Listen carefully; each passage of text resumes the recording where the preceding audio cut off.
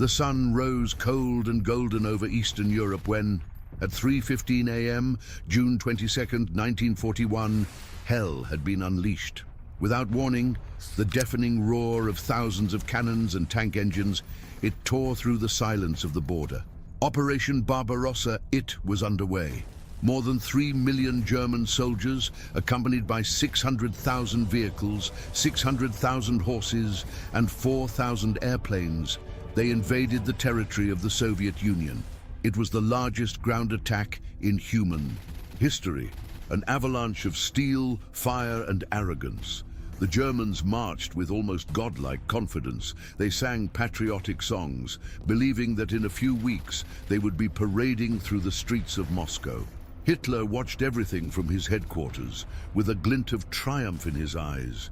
He believed he was facing the final piece of his great dream, the habitat, the living space that would transform Germany into a boundless empire. To him, Russia was nothing more than a rotten giant, sustained by fear and lies. The Red Army, a colossus with feet of clay, he said, an enemy that would crumble as soon as it was pushed, and at first it seemed like he was right. The German formations, the legendary ones, Panzer divisions, advanced like a living wave. The planes of Air Force, they swept across the sky, destroying hundreds of Soviet planes still on the ground. The border towns, from Brest to Grodno, were swallowed up in hours.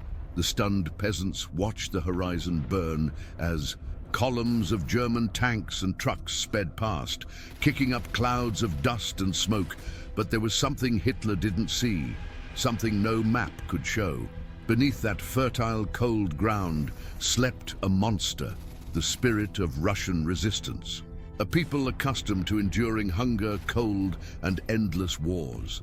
A people who would not flee, even if the sky were to fall. The mud from the roads began to swallow the tires and the footsteps. The bodies of the fallen soldiers began to mix with the earth. And little by little, that colossus with feet of clay that Hitler despised began to harden, transforming into a wall of steel and blood.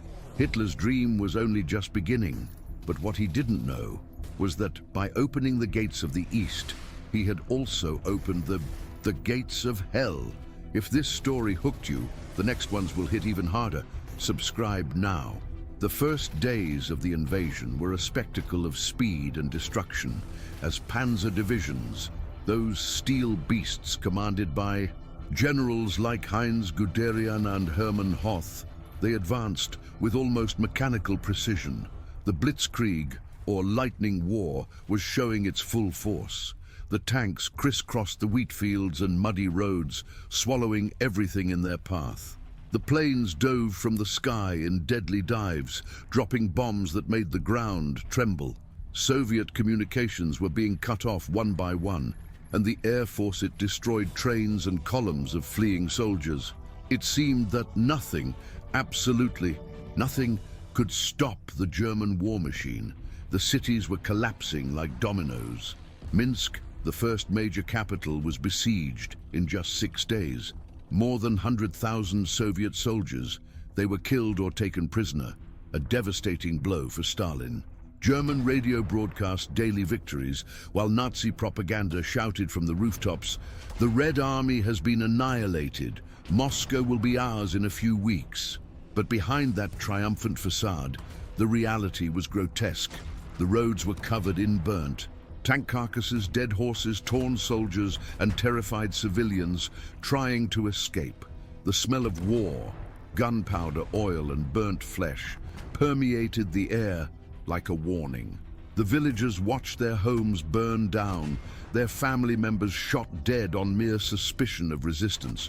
The German advance brought not only destruction, it also hatred, anger, and the blind belief in victory. The German generals were euphoric. Guderian believed that in a matter of days he would cross the Dnieper and would open a direct route to Moscow. But the further they advanced, the longer the supply lines became, and the harder it was to feed both men and machines. The trucks got stuck, the horses died, and fuel began to run out. The Russian summer sun burned on helmets and breastplates, turning the inside of the tanks into a furnace. Many soldiers were beginning to delirious with exhaustion, marching through clouds of flies and dust. Even so, the order was clear: to move forward, always forward. No rest, no retreat, just the road to the east, where the next big city awaited: Smolensk. There, on the gates of Moscow, the lightning of the Blitzkrieg would confront something that neither Hitler nor his generals were prepared to face. The fury of an empire that refused to die. July 1941. The Russian plains scorched under the sun. The dust from the roads formed a thick fog, and the air smelled of iron, sweat, and death. The German advance seemed unstoppable, but ahead of them, on the horizon, rose a name that would begin to change everything: Smolensk. Smolensk was not just a city, it was a gateway to Moscow, the heart of the Soviet Empire. For centuries, that point had been the strategic key to the route to the center of Russia. Napoleon had passed through there in 1812, and what awaited him afterward was a frozen and deadly hell. But Hitler ignored history. He believed his fate would be different. The German generals, intoxicated by their victories at Minsk and Białystok, believed that Smolensk would fall within a few days. The tanks of Guderian coming from the south and those from Hoth coming from the north, they advanced like two sharp claws, ready to close in on the city. The radios transmitted curt orders: objective, Smolensk. Destroy all enemy forces en route. But the Red Army was no longer fleeing. After the devastating defeats of the previous weeks, the Soviets began to understand the war they were facing. Marshal Semyon Timoshenko, a hardened veteran, he was given the mission to defend Smolensk at any cost, and the price would be paid in blood. The city was bustling. Thousands of civilians dug trenches, fortified streets with stone blocks and barbed wire. Women carried ammunition, children helped erect barricades. Trains packed with reinforcements, T-34 tanks fresh from the factories, and heavy artillery arrived non-stop. The Soviets knew if Smolensk fell, Moscow would be next. On the banks of the Dnieper River, the Soviet divisions took up positions. The soldiers, covered in mud and mosquitoes, waited silently for the distant roar of the German engines. Each man knew he was facing a fight with no turning back. Those who survived that battle would recount that the air seemed to vibrate, as if the earth itself knew what was coming. And then, on a sweltering morning, the thunder began. Hundreds of German tanks appeared on the horizon, advancing like a living wall. The ground trembled, hearts raced. Smolensk would be the stage for a fight unlike any other before. A battle that would mark the end of the dream of Blitzkrieg and the beginning of a nightmare of resistance and destruction. In the village of Smolensk, a Blitzkrieg would begin to bleed. The metallic thunder of the tanks echoed day and night. The German troops advanced, crushing everything in their path: villages, forests, columns of Soviet soldiers. But while Hitler celebrated yet another brilliant advance, something unexpected was brewing in the shadows of the front. Timoshenko's counteroffensive. Marshal Semyon Timoshenko, a stern man with a harsh face and a gruff voice, stared at the map spread out on the wooden table. The cigarette smoke rose slowly as he traced lines with his finger, measuring distances, assessing each enemy movement. The reports were devastating. Smolensk was surrounded, dozens of Soviet divisions trapped. But he didn't see defeat. I took a chance. If the enemy thinks he has crushed us, then it's time to bite him back. While the Germans consolidated the siege, Timoshenko began to gather forces from thin air, remnants of destroyed divisions, inexperienced recruits, civilian militias, and even prisoners freed from their cells. Reinforcement trains crossed the bombed roads, and the wounded were pushed off the trains to make room for new fighters. It was an army hastily assembled, poorly armed, poorly fed, but with enough hatred to move mountains. On the front lines, the Soviets were digging trenches with their bare hands. The T-34 and KV-1 tanks, still rare at the time, were positioned in the forests and among ruins, ambushing German columns. The gunners, hidden in barns, awaited the right moment to fire, and when the first shot rang out, the whole earth seemed to respond. The counterattacks came in swarms. Soviet groups attacked from unexpected flanks at night, amidst the fog and smoke from the fires. German tanks, once invincible, were being set ablaze by improvised grenades and Molotov cocktails.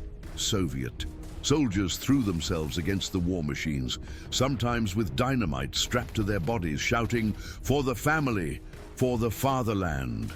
The Wehrmacht, accustomed to easy victories, now faced something different, an enemy that he did not back down, even in death.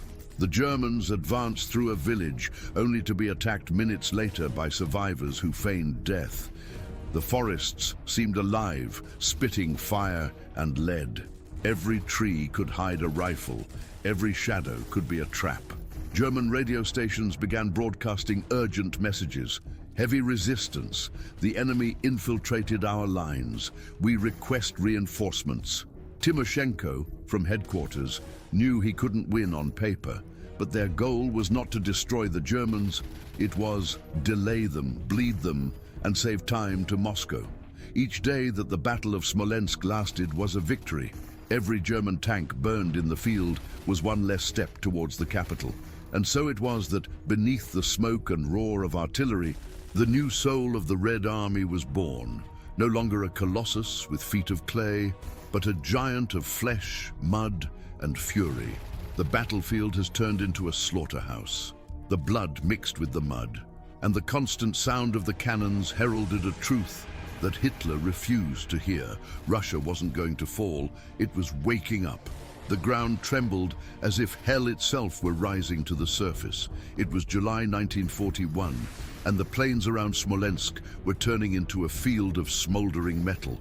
Guderians, tanks, the feared Panzer divisions, advanced with the confidence of those who believed themselves invincible. But this time, the enemy did not flee.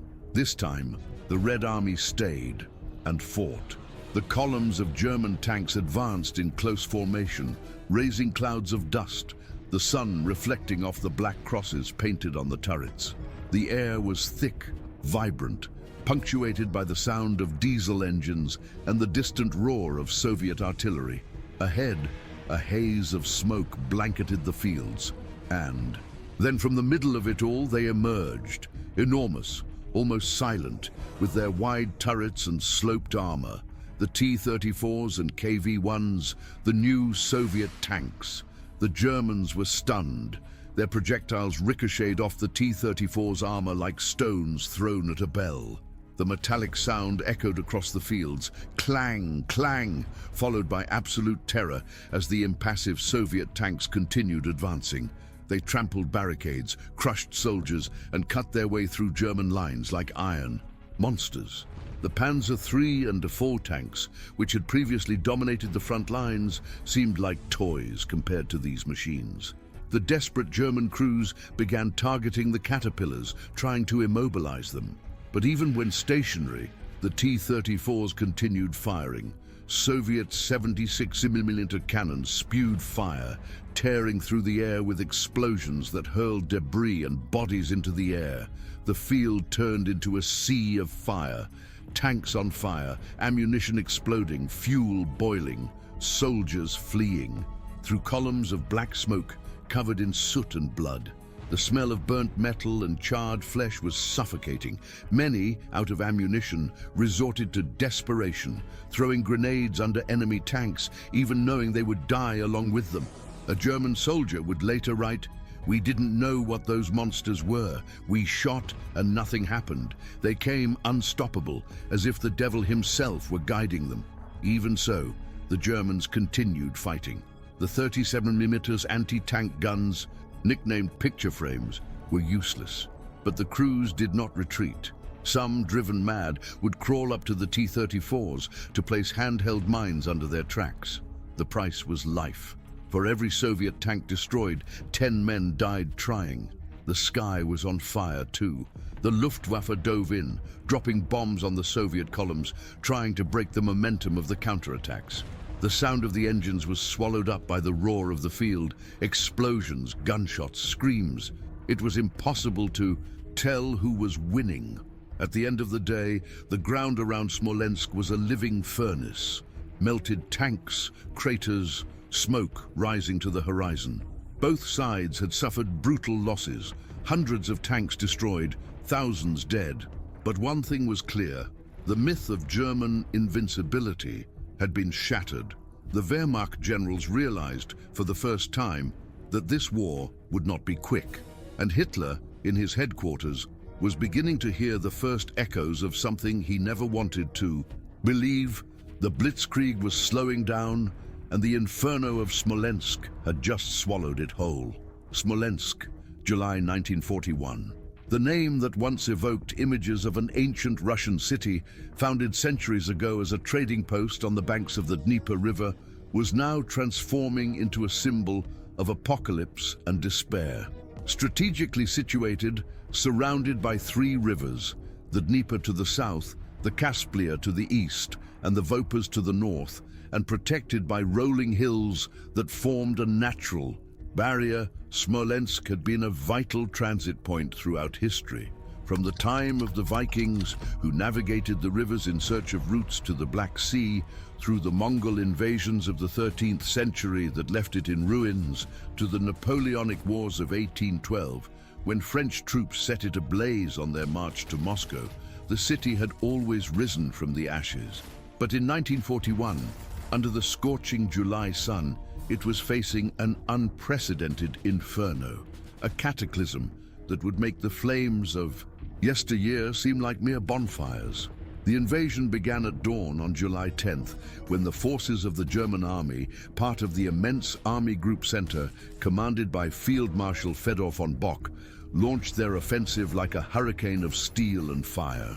More than 900,000 German soldiers, supported by Romanian and Hungarian divisions, advanced with terrifying speed, driven by the Blitzkrieg doctrine that had already conquered Poland, France, and the Baltics in lightning campaigns.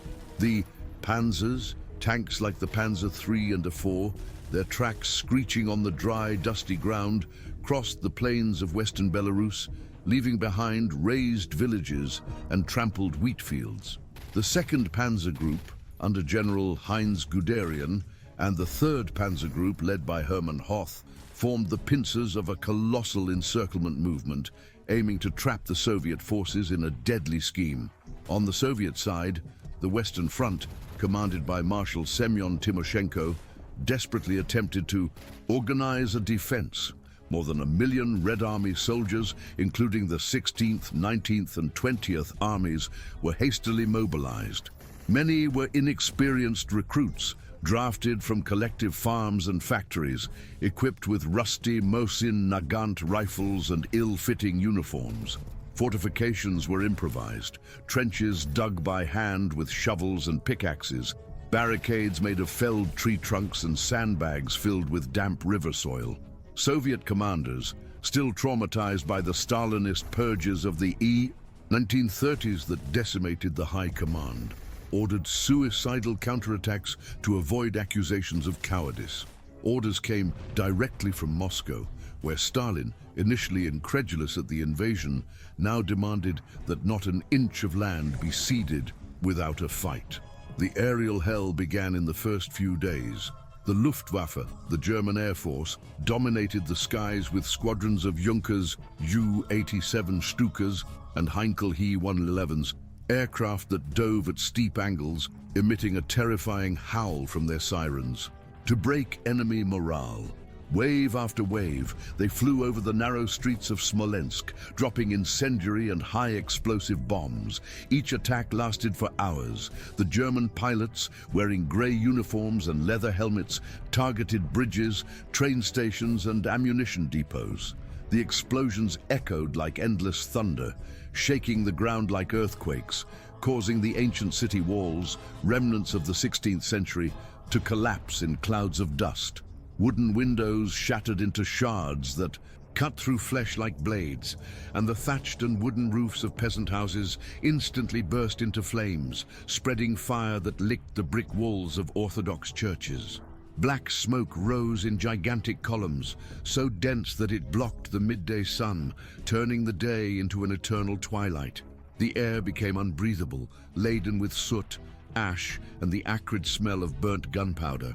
Soviet soldiers, their faces blackened and eyes red with irritation, wrapped damp rags, often soaked with urine, or muddy river water, around their mouths and noses to filter the toxic air. Some coughed uncontrollably, spitting out black mucus, while others succumbed to asphyxiation in the stuffy holds.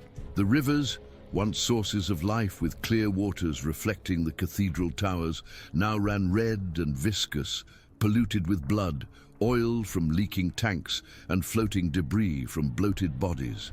The Red Army transformed Smolensk into an improvised fortress, a network of urban defenses that exploited every inch of the terrain.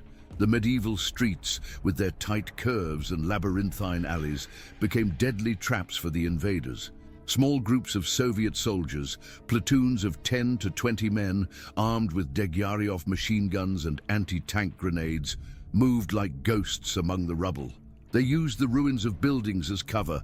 From shattered windows, bursts of automatic fire mowed down lines of German infantry. From dark, damp basements, where the air reeked of mold and decay, grenades were hurled at the tanks that roared through the uneven cobblestone streets. It was a war of shadows, where the invisible enemy attacked and disappeared, forcing the Germans to pay dearly for every meter gained. The buildings burned one after another in a chain of mutually feeding fires. The sound of screams, of the agonizing wounded, mothers calling for lost children, soldiers begging for mercy, mingled with the crackling of burning wooden beams and the roar of flames devouring antique furniture, hand-woven carpets, and religious icons. Civilians, some 200,000 inhabitants before the war, now reduced to starving shadows, dug precarious shelters in the basements of stone houses, piling up old boxes and mattresses to protect themselves from the vibrations of the explosions. Women in torn dresses and headscarves carried crying children in their arms, while elderly people, their backs bent with age, dragged buckets of water from contaminated wells to try to extinguish pockets of fire. But hell found them everywhere. Bombs pierced roofs, setting entire families ablaze. The hot July wind spread the flames across entire city blocks, consuming markets, schools, and makeshift hospitals where Soviet doctors, with trembling hands, amputated limbs without anesthesia. At night, the horizon was tinged with an infernal red, and the city illuminated the sky like a colossal bonfire, visible for dozens of kilometers. Crows and vultures flew over the ruins in black flocks, attracted by the stench of burnt flesh and decay, cawing like harbingers of death. The Germans, frustrated by the unexpected resistance, intensified their assault house by house. The Panzers, with their rotating turrets and 75mm cannons spitting fire, pounded their tracks on the cracked pavement, crushing barricades and fallen bodies. Wehrmacht infantry, in Feldgrau uniforms soiled with sweat and dust, advanced behind the tanks, using hand grenades and flamethrowers to clear buildings. But each ruin concealed Soviet snipers. Exhausted men, starved for days without adequate rations, covered in soot that made them look like demons from the underworld. They fought with pure hatred, fueled by years of propaganda about the fascist threat, and many used the bodies of fallen comrades as shields, piling them in broken windows to absorb enemy bullets. German artillery, with pieces like 105mm howitzers and Nebelwerfer mortars that spewed howling rockets, bombarded incessantly day and night, creating craters that swallowed entire vehicles. The heat was unbearable, with temperatures rising beyond 30 degrees Celsius, exacerbated by fire that melted asphalt and metal. The air reeked of a nauseating mixture of gunpowder, charred flesh, burnt rubber from tires, and molten metal from exploding tanks. German armored vehicles moved through the flames, casting elongated shadows that danced like specters on the blackened walls. At every intersection, the ground trembled with explosions from improvised mines planted by the Soviets in holes dug during the night. Soviet counterattacks came in unpredictable waves. On July 23rd, an operational group under General Kachalov of the 28th Army launched an offensive from Roslavl, targeting the weakest point in the German perimeter, a gap between exhausted divisions. Soviet soldiers, some without adequate rifles, armed only with homemade grenades made from gasoline-filled bottles and burning rags, or even pieces of iron sharpened like improvised spears, threw themselves under the tracks of the tanks. They shouted, "Za Rodinu, za Stalina," for the motherland, for Stalin, while detonating explosives against the armored vehicles, sacrificing themselves in acts of heroic desperation. Other groups, such as those of the 19th Army under General Lukin, resisted in the encirclement pocket formed when German Panzers joined east of Smolensk on July 27th, creating a cauldron where hundreds of thousands of Soviets were trapped. Even surrounded, even destroyed, Smolensk did not surrender. German generals like Guderian expected a swift collapse, but what they saw was an entire people, forged by centuries of invasions and privations, determined to die where they were born. New Soviet reinforcements arrived by train or on foot, crossing dense forests and treacherous swamps to fill the gaps. The battle stretched for weeks, until September, with counter-offensives that cost rivers of blood. The Soviets lost entire divisions, with soldiers falling by the thousands, bodies piled into makeshift mass graves. The Germans, although victorious in the siege, suffered unexpected casualties, with supplies stretched and tanks breaking down from overuse on the poor roads. As night fell, the orange glow of the flames illuminated exhausted faces, and the silence was broken only by the occasional sniper shot or the groan of the wounded. The river water, now a thick sludge of blood, ash and oil, served as a desperate drink for the thirsty. And at the center of it all, among the ruins of ancient cathedrals, like the Assumption Cathedral, with their golden domes now melted and piles of corpses swollen by the heat, a red flag stubbornly fluttered, hoisted on a makeshift tower of rubble. It seemed to whisper to the invader, "You can burn everything, but you will never take Russia." Smolensk burned, consumed by a fire that would last for months, but in its blazing heart was born the resistance that would delay the German advance, exhausting their forces and planting the seeds for the harsh winter to come. The battle, though a tactical victory for the Germans, proved that the Soviet Union would not fall easily, forging a determination that would change the course of the war, echoing across the steppes to the gates of Moscow and beyond. August 1941. The summer winds, once laden with the scent of pine trees and ripe rye fields, now carried a suffocating veil of acrid smoke, burnt gunpowder, and the metallic odor of dried blood. The August heat, with temperatures soaring beyond 35 degrees Celsius on the open plains, transformed the air into a humid furnace, where sweat mingled with dust and soot, sticking tattered uniforms to irritated skin.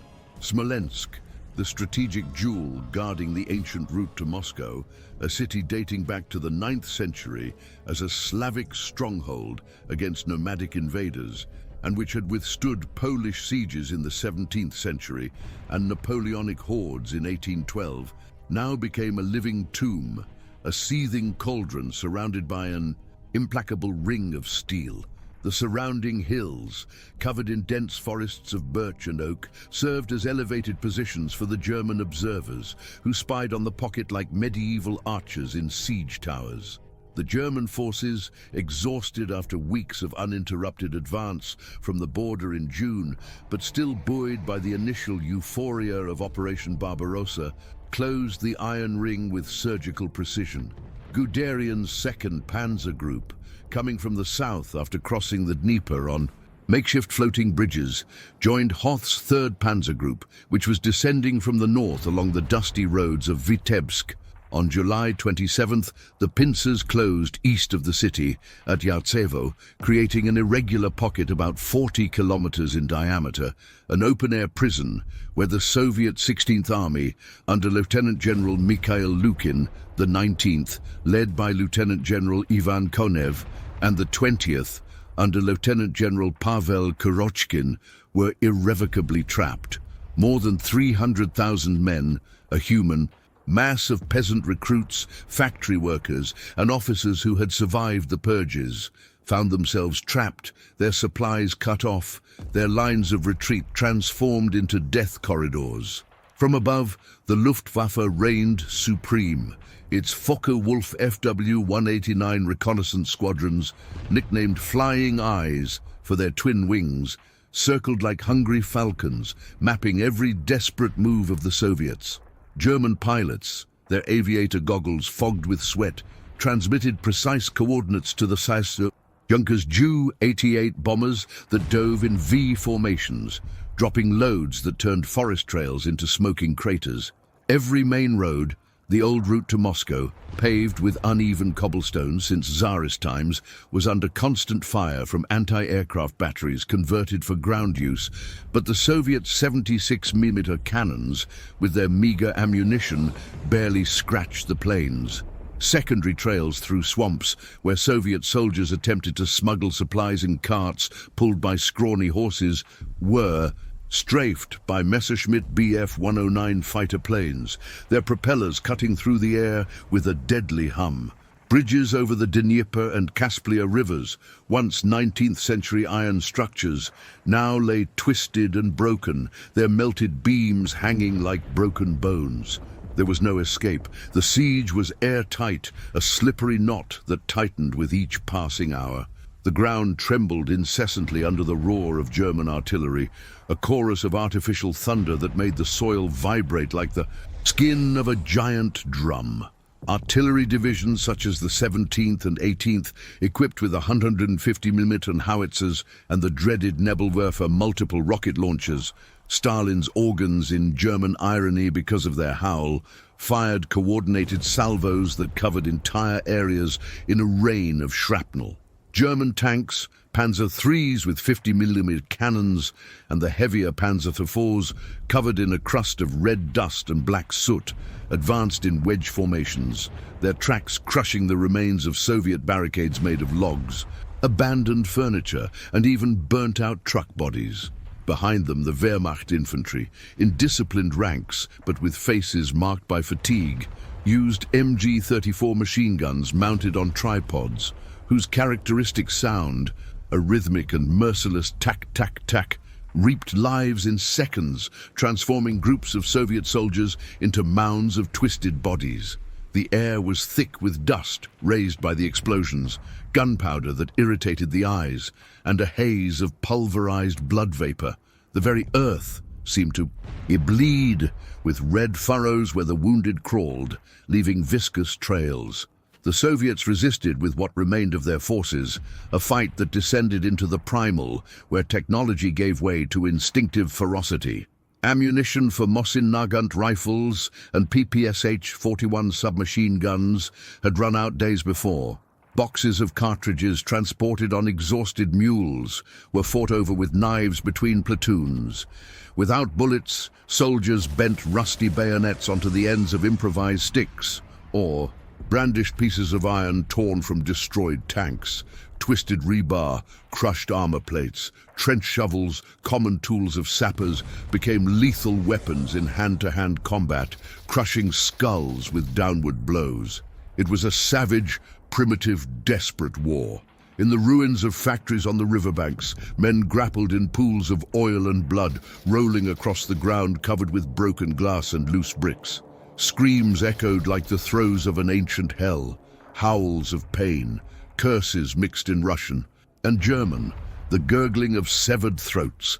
Every meter of ground was paid for with dozens of corpses, bodies piled into human barricades, where the living used the dead as shields, feeling the residual heat drain away as enemy bullets ricocheted off exposed bones.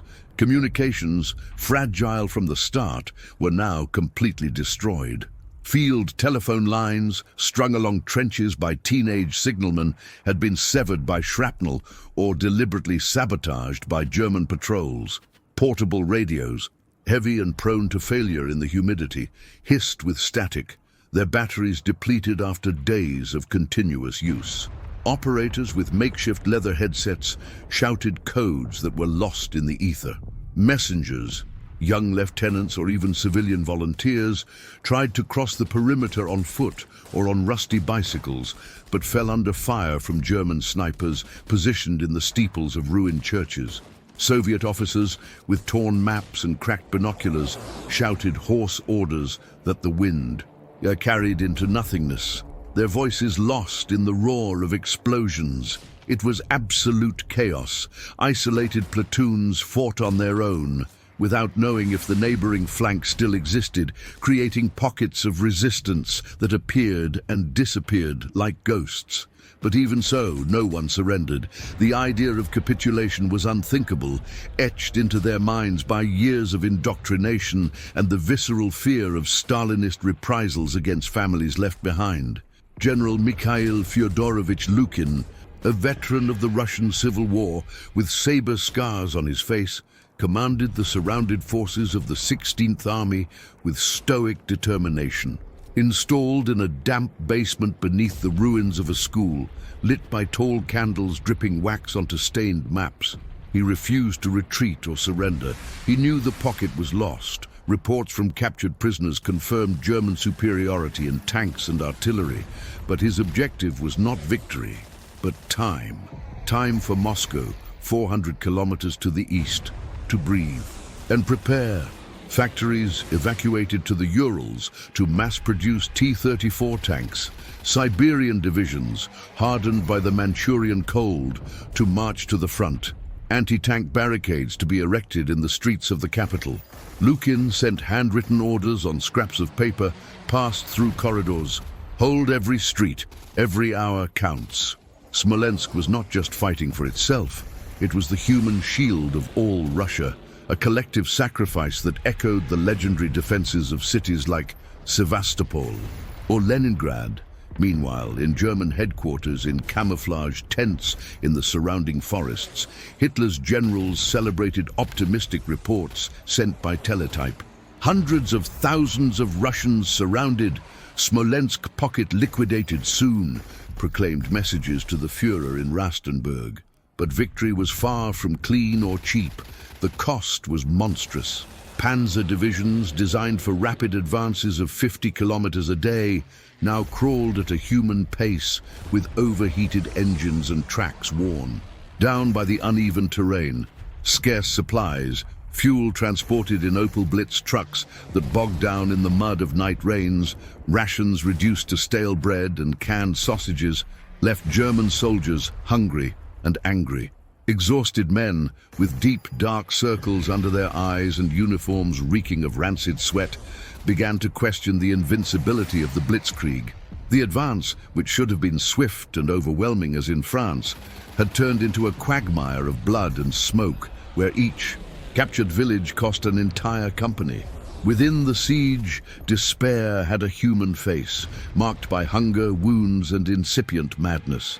Starving soldiers, their bellies swollen with malnutrition, dragged themselves between craters filled with fetid water, chewing raw wheat grains, harvested from burnt fields or bitter nettle leaves that irritated their throats.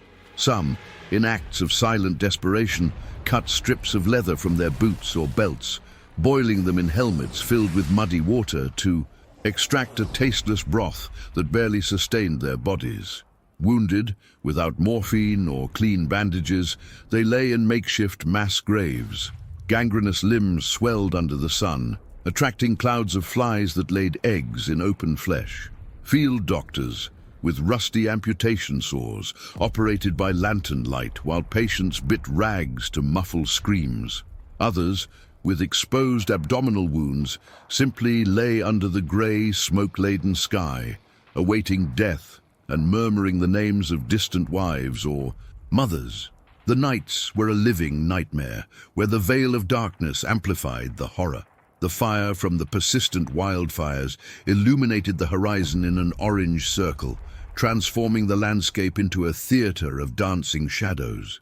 Wolves, hungry for the devastated forests, emerged from the woods in grey packs, their eyes reflecting the flames as they gnawed on the bones of dead horses or, in extreme cases, dragged human bodies into the darkness. The living, too exhausted to dig graves, slept beside the corpses, feeling rigor mortis stiffen cold limbs against their backs. Rats, fat and bold, scurried between the trenches as if they owned the field, gnawing indiscriminately on uniforms and flesh, their squeaks mingling with the groans of the dying. Bodies swelled under the daytime heat, exploding in clouds of fetid gases that made the air unbreathable, forcing survivors to cover their faces with makeshift masks of dirty gauze. Even so, the Soviets did not yield an inch without a fight. Every soldier, from the 18-year-old recruit to the 40-year-old veteran, knew that their sacrifice would be remembered in Moscow radio broadcasts, which bought with their own blood the precious time to erect new lines of defense. Trenches along the Desna River, minefields on the approaches to Vyazma. Breakthrough attempts occurred nightly. Assault groups, led by political commissars with Tokarev pistols, attacked weak points in the German ring under cover of darkness, using knives and grenades to create temporary breaches. Many died, but some escaped, carrying wounded on their backs through swamps where the water reached their waists. The siege closed inexorably, the pocket shrinking to mere square kilometers by mid-August, when the last organized resistance was crushed.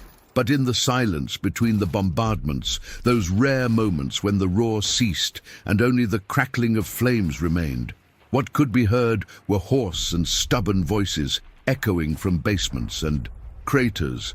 They can kill us all, but Moscow will not fall. Mother Russia will live.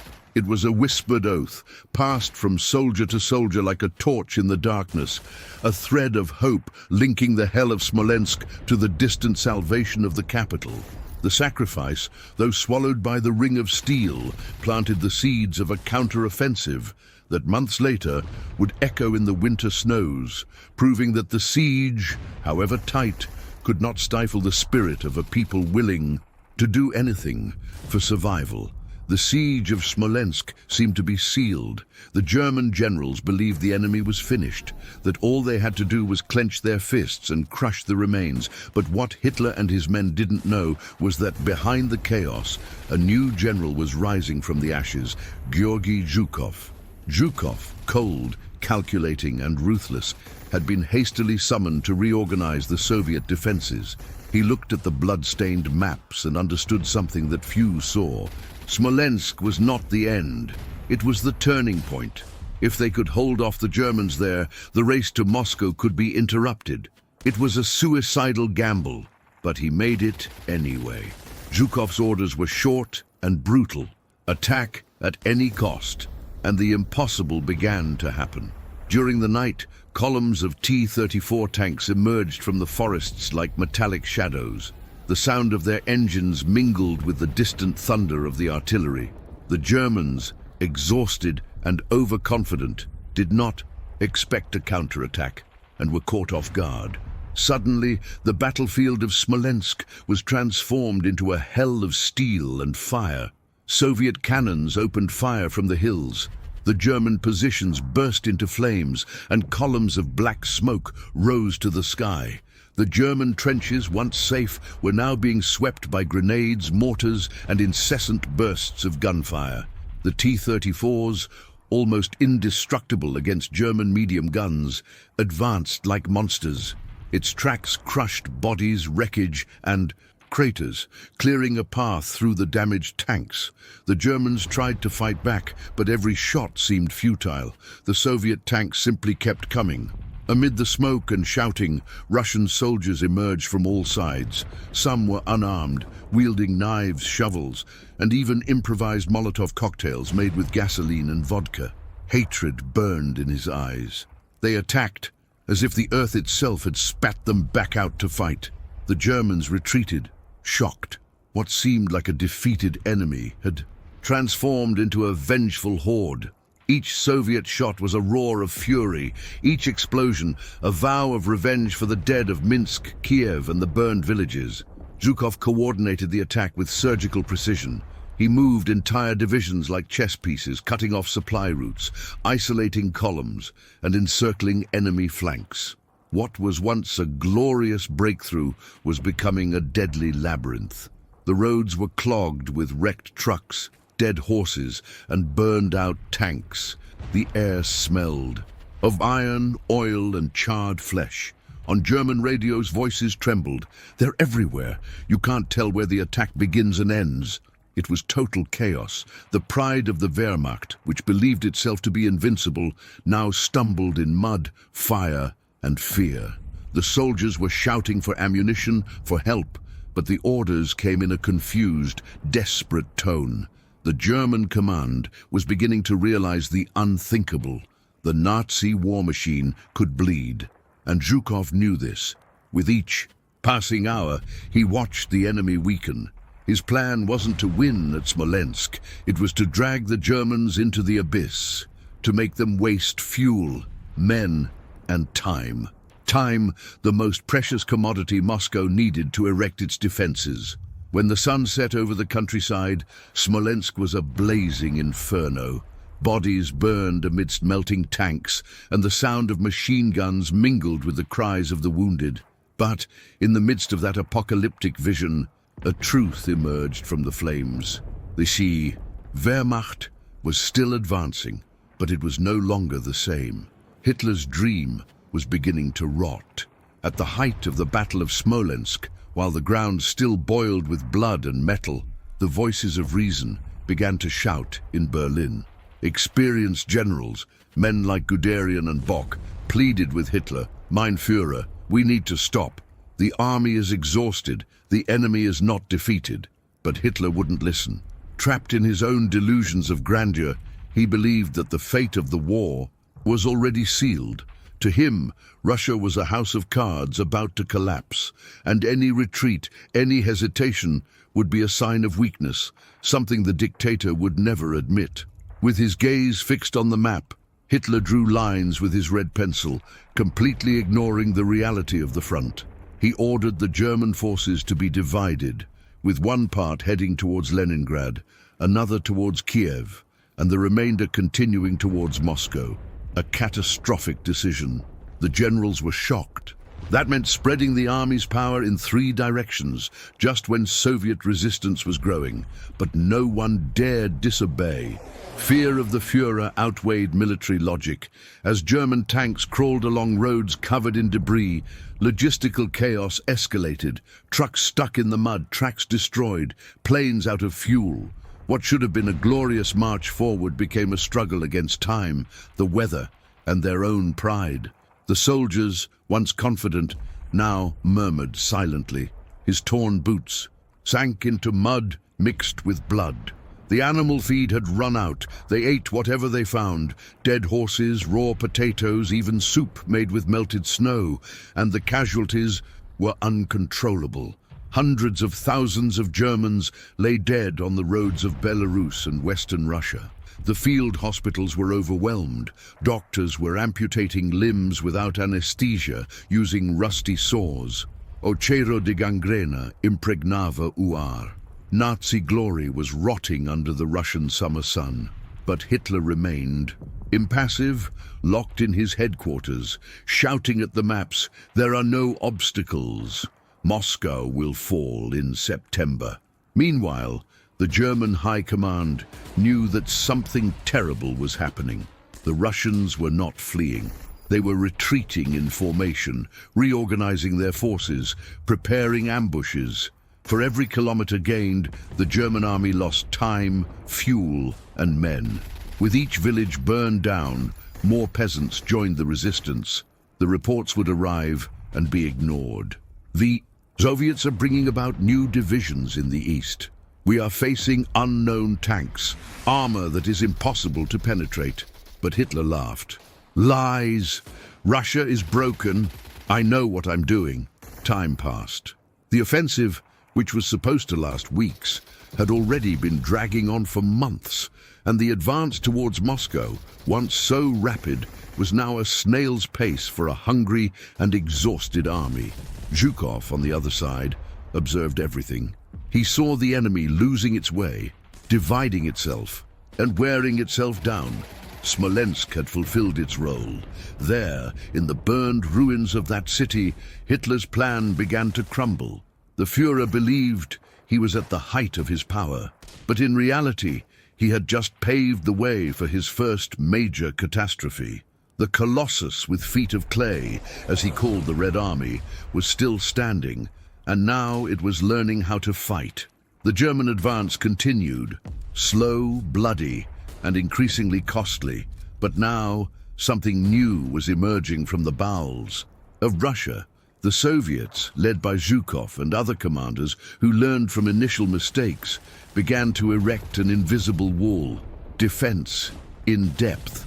This new tactic was brutal and simple. Don't try to stop the enemy at a single point, but rather kill them slowly. Every village, every river, every forest was transformed into a trap.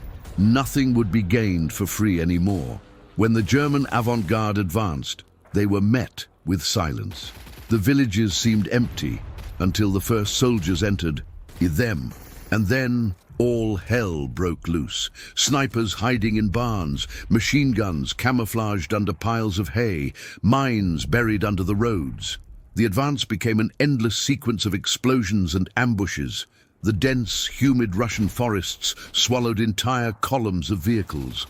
The partisans, Soviet guerrillas armed with grenades and courage, attacked at night, killed and disappeared into the darkness. German trains derailed, warehouses caught fire, radios were sabotaged. The Red Army was no longer fighting only with rifles. It was fighting with the land itself. And at the heart of this resistance, a new faith was emerging. The Soviet soldiers, who months before had fled in panic, were now shouting, "For Smolensk, for Moscow, for Mother Russia!" They knew the enemy was losing strength. The Germans were too far from home, out of supplies, facing an enemy that seemed to multiply the more it was beaten. In the German ranks, morale was plummeting. Intelligence reports were beginning to reveal a terrible truth. Soviet factories previously under threat were being moved beyond the Urals, out of range of bombers. Instead of breaking the power of the Soviet Union, Hitler had forced the country to transform itself into an indestructible fortress. Meanwhile, the German generals began to realize the nightmare. Every kilometer gained was a cemetery. The terrain was covered in mines, craters, and corpses. The Panzer tanks, lacking spare parts, broke down and were abandoned. The infantry units had been reduced to half their original strength. The Soviets were retreating, but they were retreating, fighting, burning everything. Farms, bridges, railroads, nothing was left to the enemy. The scorched earth policy turned the German advance into an agonizing exercise. There was no food, no shelter, no rest. The nights were cold, and the distant sound of wolves mingled with the cries of the wounded. One night, a German captain wrote in his diary, "We are not facing men, but ghosts. Russia does not surrender. Russia does not die." While the German army sank into mud and despair, Soviet morale soared like wildfire. Smolensk had taught the lesson. The enemy could bleed. And now, with each passing day, with each passing kilometer, the Red Army learned to kill with greater precision, with greater fury, with greater coldness. Zhukov watched the front lines and murmured a phrase that would forever echo in history. "Let them go on. When they stop, it will be the end of them." The Soviet counterattack was not merely a tactic, it was the beginning of a complete change of destiny. The Nazi Empire, which believed itself invincible, was beginning to slowly dissolve. In the Russian swamp, in the snow, in the blood, and in the pride. Smolensk, the city that Hitler believed to be just another conquest on the map, had become a black hole, sucking the lives, fuel, and hope out of the German army. What began as a lightning offensive was now a prolonged nightmare, a field of bones and smoke, where victory cost more than defeat.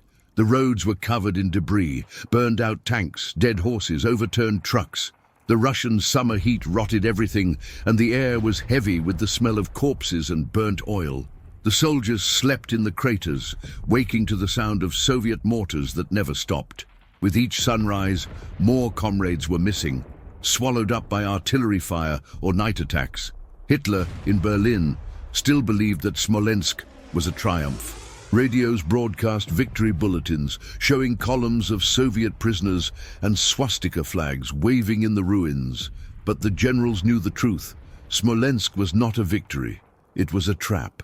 As the Wehrmacht advanced, the Soviets closed the invisible encirclement. Each time the Germans captured a city, they moved further away from their supply lines.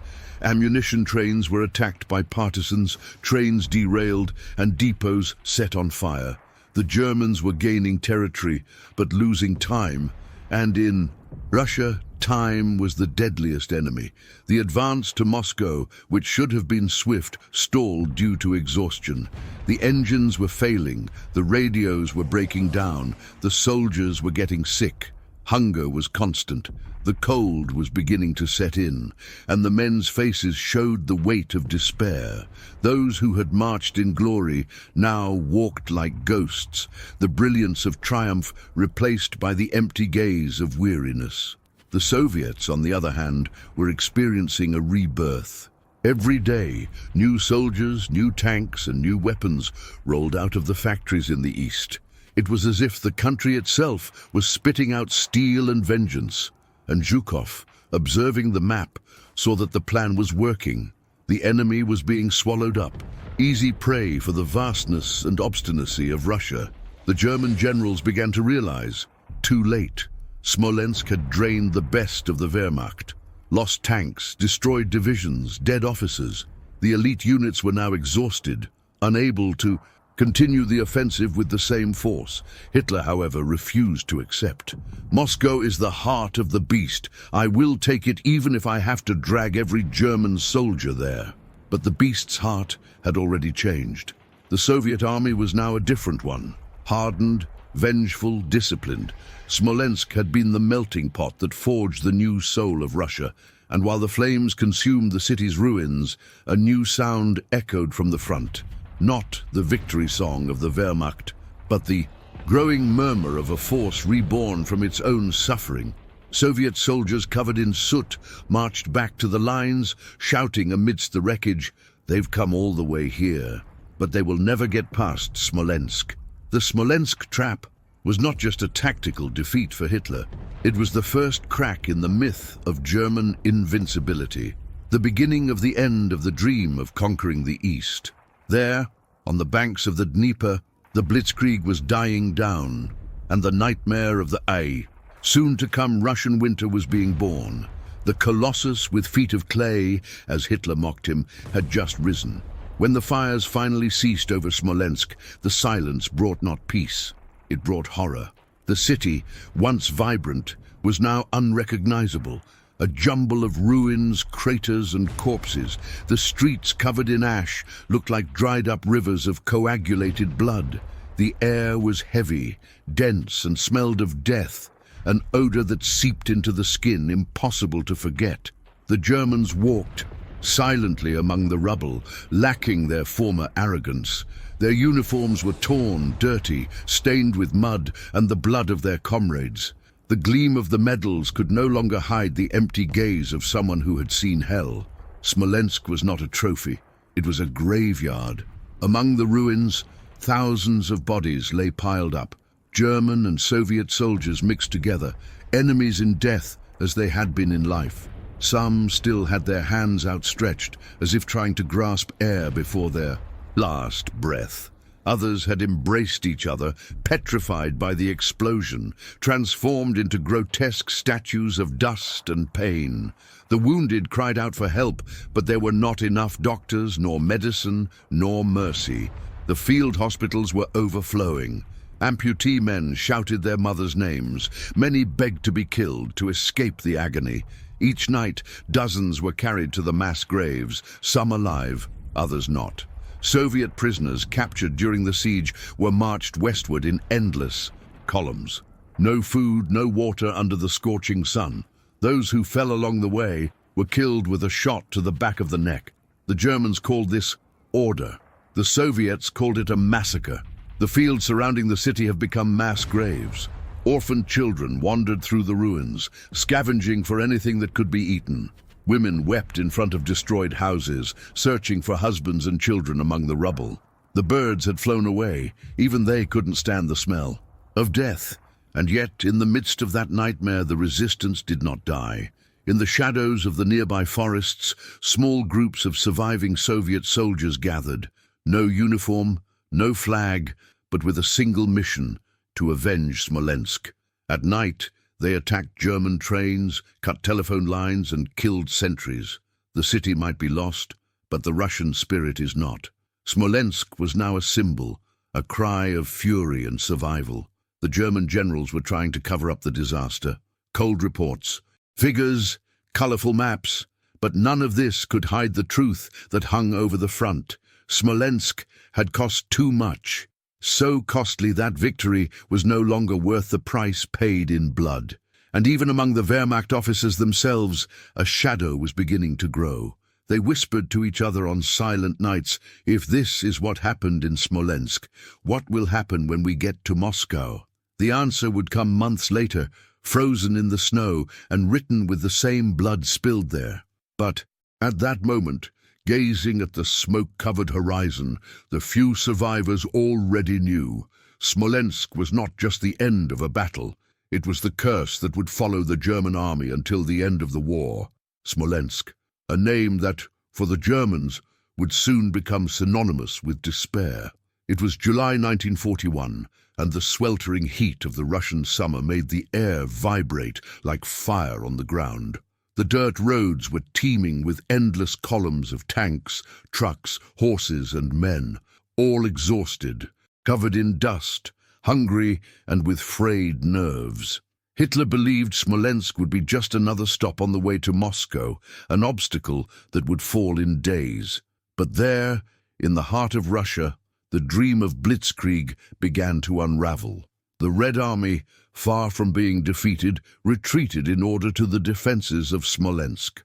Marshal Timoshenko prepared a trap, one that the Germans did not realize until it was too late.